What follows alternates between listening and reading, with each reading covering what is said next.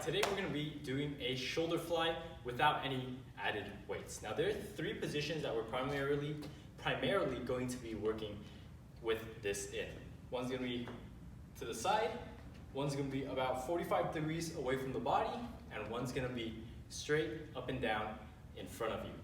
Now, this is not an exercise where you want to try to get through as quickly as you can. We want to take our time through each of these movements, making sure our muscles are engaged throughout each point. So don't go quickly. You are not going to start flying if you do this really fast. Okay, sorry for that. So the first shoulder fly that we're going to be working on is out towards the side. We're going to lift up just about as high as you can go here. Arms nice and straight. 45 degrees away from the body. Same idea here. Hand placement, arm placement is just slightly different here.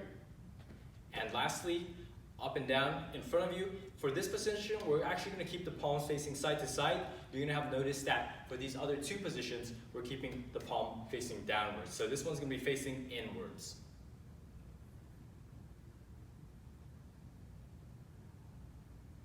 Now this is a great warm-up or mobility drill to help us protect and strengthen our shoulder joint, which has the tendency to become injured just because it has this amazing range of motion that we're able to use it in. So it's very important to do this movement often.